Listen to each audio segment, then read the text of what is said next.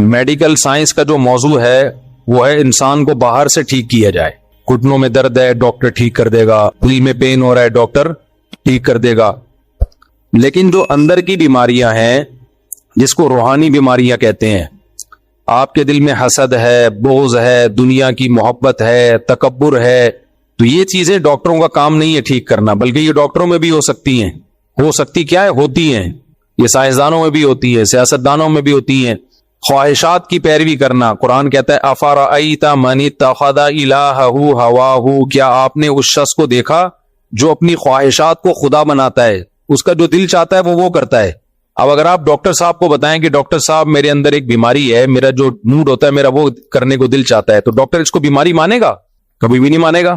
لیکن اللہ کہتے ہیں کہ یہ بہت بڑی بیماری ہے, بلکہ اللہ تعجب کر رہے ہیں, یعنی ظاہری لحاظ سے تعجب کہ وہ شخص افرأیت, یہ تعجب کا صیغہ ہے, آپ بتائیے اس شخص کی حالت کتنی عجیب ہے جو ہے انسان لیکن پیچھے کس کے چلتا ہے, اپنی خواہشات.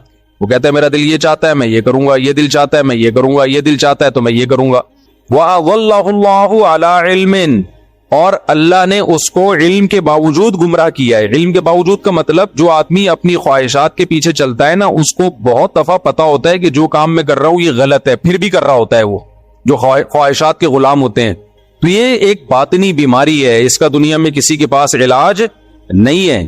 آپ کہہ سکتے ہو بھائی علاج ہے, انگریزوں کے پاس جو انہوں نے اتنی ترقی کی ہے ان کے پاس علاج ہے کہ اگر آپ کا غلط چیزیں کھانے کا دل کر رہا ہے تو وہ روک دیتے ہیں اس کو. ان کے موٹیویشنل اسپیکرز جو ہیں وہ آپ کو ایسی اس طرح سے گائیڈ کرتے ہیں کہ آپ ایک اچھے انسان بن کے زندگی گزارتے ہیں.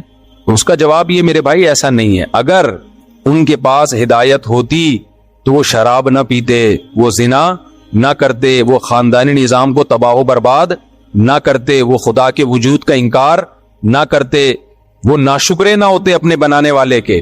دنیا میں سب سے پہلا انسان کی جو ذمہ داری ہے نا شکر ادا کرے, وہ کس کا شکر ہے؟ جس نے بنایا. انگریز مانتا ہے اللہ کے شکر کو؟ نہیں مانتا. تو ان کو تو یہی نہیں پتا کہ اصل کے اندر کی بیماریاں ہیں کیا, اس بیماریوں کا علاج تو اگلی بات ہے. دیکھو دو قسم کے مریض ہوتے ہیں. ایک مریض تو وہ ہے جس کو پتا ہے میں بیمار ہوں, اس کو یہ نہیں پتا میری بیماری ٹھیک کہاں سے ہوگی, یہ کم درجے کا مریض ہے. ایک مریض وہ ہے جس بیچارے کو پتا ہی نہیں ہے کہ میں بیمار ہوں, وہ کینسر لے کے گھوم رہا ہے. میں اکثر ایک واقعہ سناتا ہوں, ہمارے ایک ریلیٹیو وہ گئے ڈاکٹر کے پاس, کوئی مسئلہ تھا ان کو ہلکا پھلکا سا, ڈاکٹر نے پورا الٹرا ساؤنڈ ایم آر آئی وغیرہ کرائی تو گردے میں کینسر نکلا. اب گردے کے کینسر کا تو کسی کو وہم بھی نہیں تھا کہ ان کے گردے میں کبھی کڈنی میں درد بھی نہیں ہوا. ڈاکٹر نے کہا یہ جو آپ مسئلہ بتا رہے ہو بھائی یہ تو چھوٹا مسئلہ ہے, اصل تو کچھ اور ہے. تو ان کا پورا گردہ آپریشن ہو کے نکلا, بہرحال بچ گئے وہ, کیونکہ اگر وہ تھوڑا دیر کر دیتے, اب وہ گردے کا ٹیسٹ کرانے تھوڑی گئے تھے, وہ تو ویسے ہی کسی کام کے سلسلے میں گئے تھے, نکل کے آیا کڈنی کا کینسر. تو بعض دفعہ انسان کو جو بیماری ہوتی ہے اس بیماری کا اس کو علم ہوتا ہی نہیں ہے, تو یہ زیادہ بڑی بیماری ہے. میڈیا نہیں ہو رہا میرے بھائی, یہ زیادہ بڑی بیماری ہے. یہ چھوٹی جی اچھا پھر صحیح ہے. تو یہ چھوٹی بیماری ہے کہ آپ کو اپنی بیماری کا علم ہو, اور یہ بڑی بیماری ہے کہ آپ کو اپنی بیماری کا علم ہے ہی نہیں.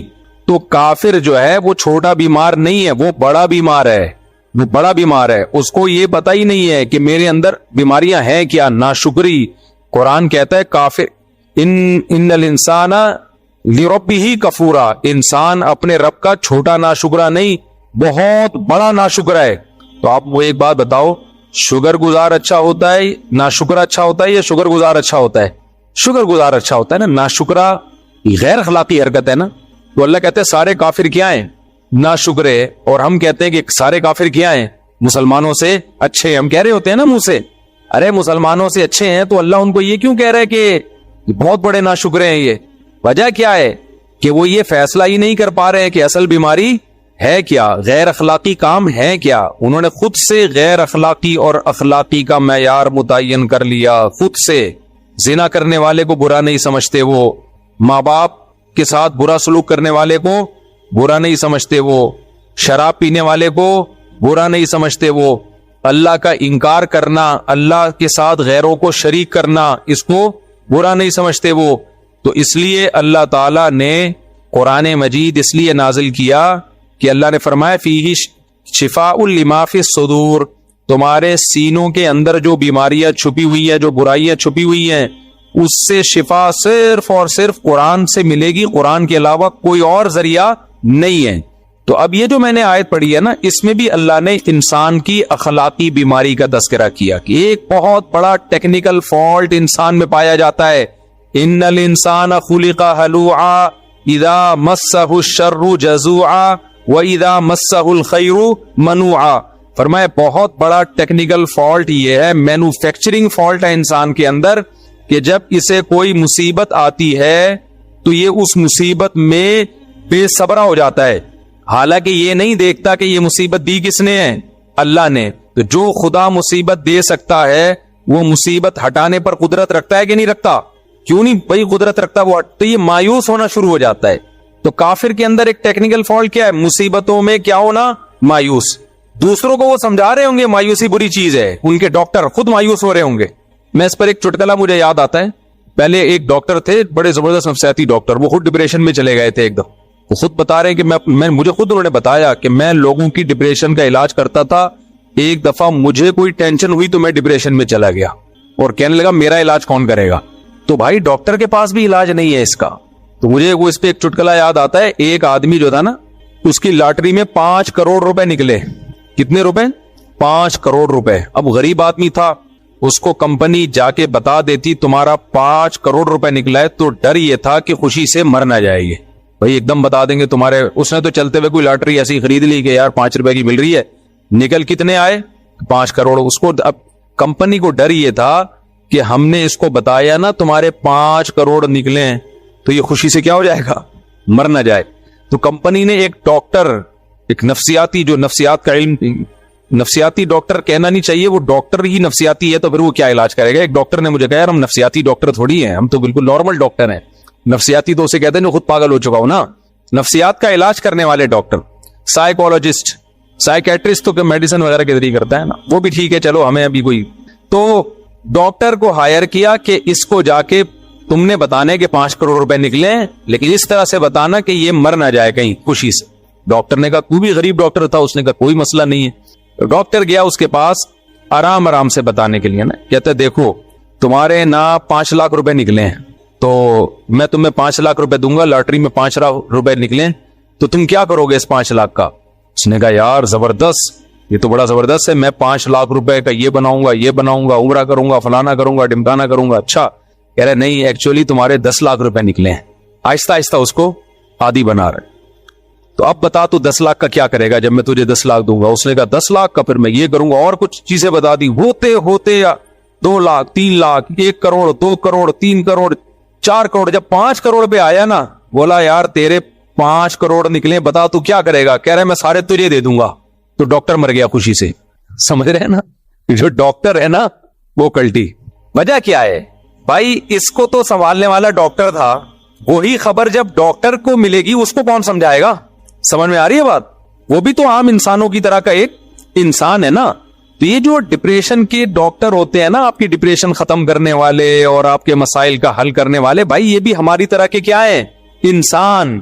یہ نہیں کر سکتے آپ کی اسٹریس. تھوڑی بہت میڈیسن اور تھوڑی بہت چیزیں ہوتی ہیں ان کے پاس, اس سے زیادہ کچھ بھی نہیں ہے. یہ خود پریشانیوں میں پاگل ہو جاتے ہیں بیچارے, کیونکہ انسان کی امید کا واحد ذریعہ صرف اور صرف کون ہے؟ اللہ ہے. اللہ نے قرآن مجید میں ہمارے سامنے ایسے واقعات پیغمبروں کے سنائے جن کو جو ٹینشنیں پہنچی تھی, جو پریشانیاں پہنچی تھی, ہم ان کا تصور بھی نہیں کر سکتے. ایسی ایسی پریشانیاں پہنچی ہیں, مگر ان پریشانیوں میں انہوں نے صبر کیسے کیا؟ کیا وہ ڈاکٹر کے پاس گئے تھے؟ بولو بھائی کیا ہو گیا؟ دیکھو ابراہیم علیہ السلام کو کتنی بڑی پریشانی, ان کو قوم نے اٹھا کے آگ میں ڈال دیا, پوری قوم ان کی دشمن ہو گئی, تنہا. ابھی یہ امریکہ سے آئے ہیں, 2 شادیاں کی انہوں نے. میں ان کے علاقے میں بھی گیا ہوں, سان فرانسسکو. آپ کے گاؤں کے لوگ بھی سن رہے ہوں گے یہ بیان. ان کا علاقہ ہے لاس اینجلس سے نا, بالکل ویسٹ امریکہ. تو میں نے جب یہاں بیان کیا تو میں نے ان لوگوں نے سوال پوچھا کہ 2 شادیاں کرنی چاہیے. میں نے کہا بھائی وہ امریکہ میں کیوں بولوں کہ 2 شادیاں کرنی چاہیے, وہاں اللیگل ہے تو مجھے پکڑیں گے, کرنے اپنی ذمہ داری پہ کرو. تو ان کے گاؤں کے لوگ بڑے خوش ہو گئے کہ دیکھو مفتی صاحب کہہ کے گئے یہ نہیں کرنی چاہیے, حالانکہ میں نے یہ نہیں کہا تھا کہ نہیں کرنی چاہیے. یہ مجھے بتا رہے ہیں وہاں یہ پھیلا ہوا ہے کہ مفتی صاحب نے بولا یہاں نہیں کرنی چاہیے. خواتین بہت خوش ہے. حالانکہ میں نے یہ نہیں بولا, میرا مقصد ہے کرنا ہے تو مجھے کیوں پھنسوا رہے ہو بھائی تم. تو اب یہ جب انہوں نے دوسری کی, انہوں نے مجھے ابھی عصر کے بعد یہ ملنے آئے تھے, انہوں نے پورا واقعہ سنایا. بالکل اکیلا ہو گیا میں, بالکل ڈپریشن میں چلا گیا میں, بالکل تنہا ہو گیا, خاندان میں کوئی ساتھ دینے والا نہیں, یہاں تک کہ جن دوستوں نے کہا تھا تو ہمت تو کر ہم ہیں تیرے پیچھے, وہ بھی بھاگ گئے. تو میں نے ان سے کہا میرے ساتھ بھی ایسا ہی ہوا تھا, جنہوں نے دوسری شادی میں اٹینڈ ہونے کے وعدے کیے ہوئے تھے نا مجھ سے, وہ بھی عین موقع پہ بھاگ گئے. انسان تنہا ہو جاتا ہے. تو اب یہ نہیں کہ پوری دنیا ان سے کٹ گئی ہے, چند لوگ خاندان کے کٹ گئے, تو کتنی سٹریس اور ڈپریشن اس بندے نے محسوس کی ہوگی. سوچو ابراہیم علیہ السلام سے تو پوری دنیا کٹ گئی تھی, ایک شخص بھی ان کا ساتھ دینے والا نہیں ہے. بعد میں جا کے لوط علیہ السلام جو ان کے بھانجے, وہ ایمان لے کر آئے. بھانجا تو چھوٹا ہوتا ہے نا بہت. تو اور پھر ابراہیم علیہ السلام اپنے والد کو کیسے سمجھا رہے ہیں, یا ابتی لم تعبدو, اے میرے پیارے ابا آپ ان بتوں کی عبادت کیوں کر رہے ہو, یہ آپ کو نفع نہیں دے سکتے, آپ کو نقصان نہیں دے سکتے. پیار سے سمجھا رہے ہیں. اور آگے رپلائی کیا آ رہا ہے کہ لئن لم تنتہی لارجمنک, اے ابراہیم تو دعوت سے باز نہیں آیا, پتھروں سے مار کے ہلاک کروں گا میں تجھے, معاذ اللہ. اتنا سخت رپلائی جب باپ کی طرف سے بیٹے کو گیا ہے, کس قدر اسٹریس ہوئی ہوگی کہ نہیں ہوئی ہوگی. لیکن کہیں بھی نہیں ہے ابراہیم علیہ السلام نے کوئی محلے کا ڈاکٹر تلاش کیا ہو کہ بھائی دیکھیں یار یہ اتنی ٹینشنوں میں آیا ہوا ہوں, کسی اچھے ڈاکٹر سے رابطہ کرنے. اس زمانے میں بھی حکیم ڈاکٹر تو ہمیشہ سے ہی ہیں. کس قدر الگ ہو گئے اپنی قوم سے, بالکل ہجرت کی کہ بھائی چھوڑ کے جا رہا ہوں اکیلے. اللہ نے مدد کی, حضرت ہاجرہ آپ کو ملی, حضرت سارہ آپ کو ملی, آپ کی 2 ازواج.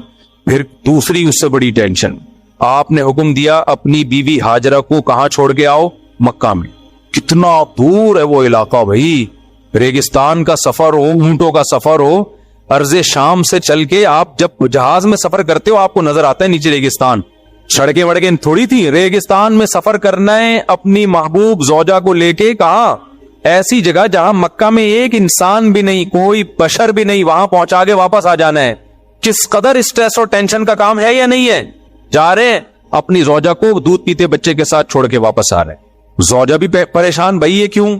زوجہ نے بھی وہاں ٹائم گزارا, کوئی ڈاکٹر تلاش نہیں کیا, نہ ابراہیم علیہ السلام نے. وجہ کیا ہے بھائی, وہ یقین ہے کہ یہ ٹینشن دینے والا کون ہے. بولتے کیوں نہیں بھائی, جب کام اتفاقی ہوتا ہے نا ٹینشن ہوتی ہے, جب پتا ہے ایک پلان کے تحت ہو رہا ہے ٹینشن نہیں ہوتی. اس کی میں ایک مثال دیتا ہوں. یہ جو کافر لوگ ہیں نا, یہ سمجھتے ہیں دنیا میں جو بھی حادثات ہو رہے ہیں, پریشانی آ رہی ہے, وہ بائی چانس ہے. وہ کیا ہے, بائی چانس ایسا ہو گیا, بائی چانس وہ مر گیا, بائی چانس یہ ہو گیا. تو آدمی کہتے ہیں یہ چانس میرے ساتھ ہی ایسا پتہ نہیں کیوں ہو رہا ہے. ٹھیک ہے نا.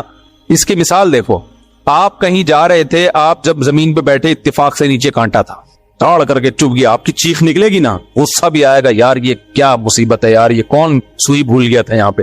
لیکن ایک پلان کے تحت جب سوئی چبھوئی جاتی ہے, ڈاکٹر جب چبھوتا ہے تو ویسی چیخ بولو نہیں نکلتی.